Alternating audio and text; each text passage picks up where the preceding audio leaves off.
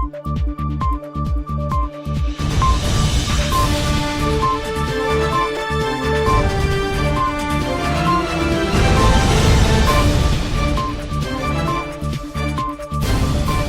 the news tonight, President dodges questions on bribery allegations, says his government is above board. I heard that the reporter had certain special interests. An allegation was made as president. Some people called me and say that this reporter was having a special interest on a special group, was managed by a special group. That is information that people call me. That allegation was made. And I want the reporter to respond whether indeed this is true. Whether indeed this is true. And police in Berbice destroyed over $30 million worth of seized narcotics.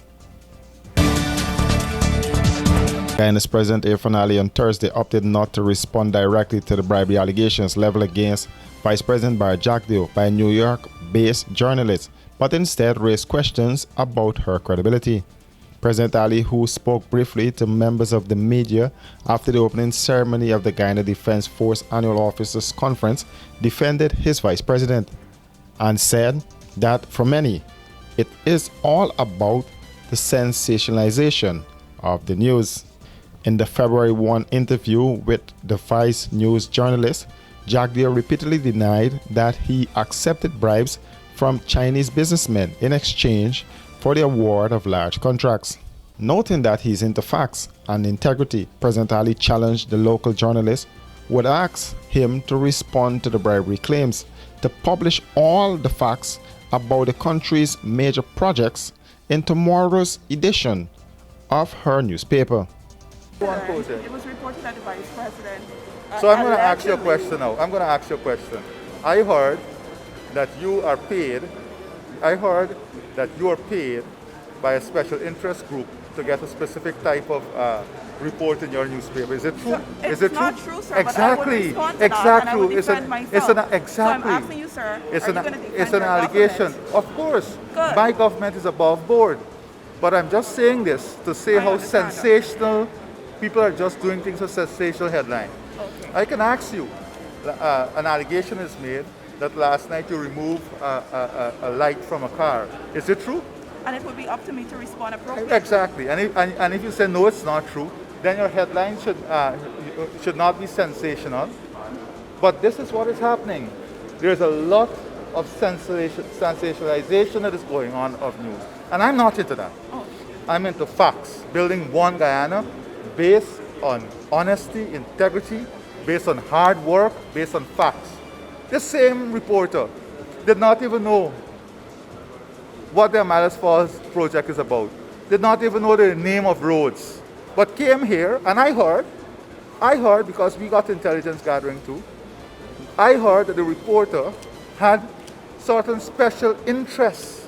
An allegation was made as president. Some people called me and say that this reporter was having a special interest on a special group, was managed by a special group.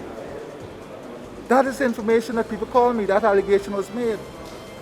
And I want the reporter to respond whether indeed this is true. Whether indeed this is true. First of all, the project. She said that the vice president would change the constitution. What nonsense that is the allegation. Somebody can just wake up and change the constitution. There's a process. That alone and the misinformation discredits her and tells you that her only objective was in pursuing a special interest. And go and do the research on this news agency and research on the individual. So this person came, did not even know what she's talking about, but the vice president can change the constitution, and he's planning to change the constitution to help some company out, which is absolutely rubbish. Then did not know that the Amalas Falls project went out to public tender. The Amalas Falls, are you aware of this? Yes, sir. And would you report? I'm challenging you now, as a good reporter, to go in your newspaper, and I'm challenging you in all of the press. I want to see your report tomorrow, outlining the following that I'm saying to you. The Amalas Falls was publicly advertised. It was a public process. It was done in accordance with the national procurement system. It was evaluated. A recommendation was done after an evaluation as who was the best bidder.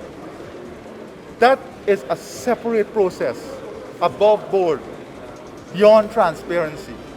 But I want you, as a good reporter, who I'm sure you are, an excellent reporter, to go and outline. I want to see this tomorrow. If you do this tomorrow, I'll be very happy.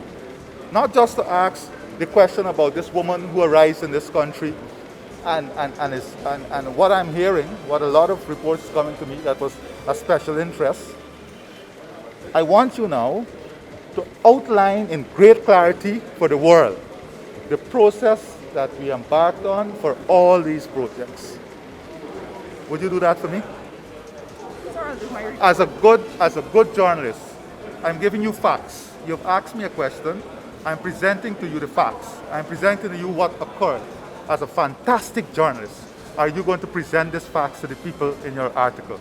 I will present facts. Are you going to present this fact? You can go and check this. Of course. Are you going to check it and present it? Once it's factual. Who do you work for? The Village Voice newspaper. Good. So I'm going to watch for the Village Very well, Voice sir. article, and these facts are there. I'm going to ask the people from DPI to help me to circulate the facts. I'm going to write it, and I'm going to make sure this reporter get all the facts on Amalas Falls, and make sure we check the article tomorrow, and I want to see all of that in the article. Thank you very much. You're so gracious. The full interview with the vice journalist was released on Jack Dio's official Facebook page early this week, even though the media outfit has not yet utilized the information. Planning an elegant or corporate event? Let the experts at Star Rentals equip you. Give your event that spectacular 5-star experience it deserves with the options of transparent tents of various sizes, indoor and outdoor formal bars and cocktail tables with LED lights, stage, podium with lighting, portable AC units, generators, executive portable washrooms, outdoor light tower and much more. Call today 226-3020, online www.starrentalsgy.com. Star Rentals, we got you covered.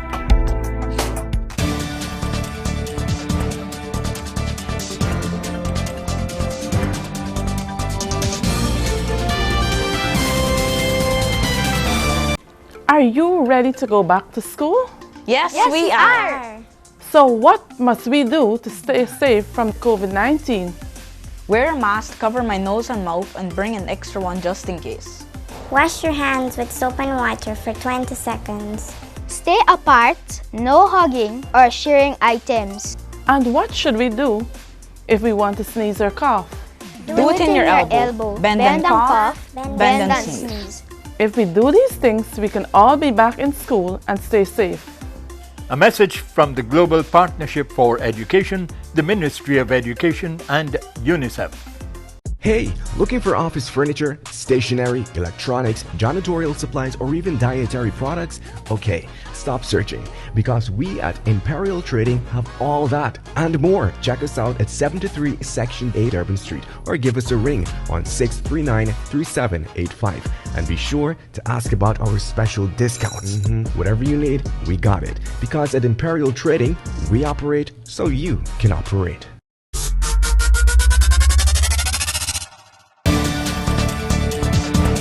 Some $30 million worth of cannabis were destroyed during a drug eradication exercise at Fort Nassau, Savannah, Upper Berbice River on Wednesday by the ranks of Regional Division 6.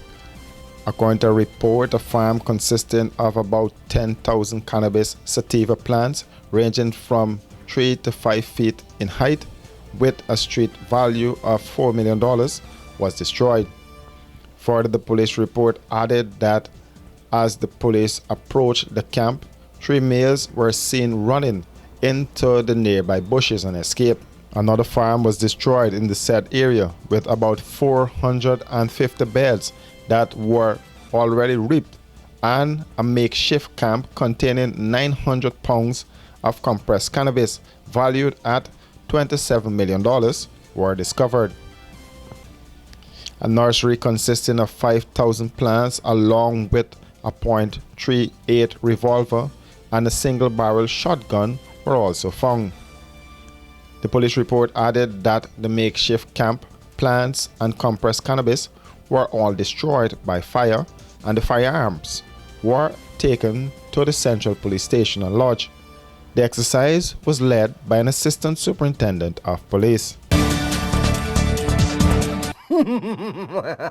Here comes the back to school children. Now's our chance to spread. Let's get closer. Closer. Too far apart. We'll get them. Oh no.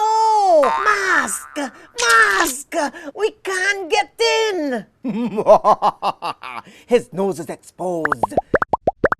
Staying more than 6 feet apart, wearing a mask to cover your nose and mouth, and washing your hands with soap and water are the 3 best ways to prevent the spread of COVID-19. Let's do the right thing and get back to school safe.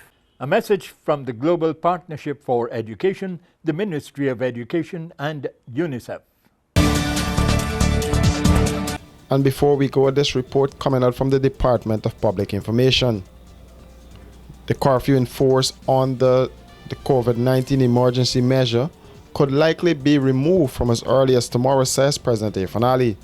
The President was speaking at the launching of the 23rd edition of Explore Guyana magazine at Carroll Lodge on Thursday.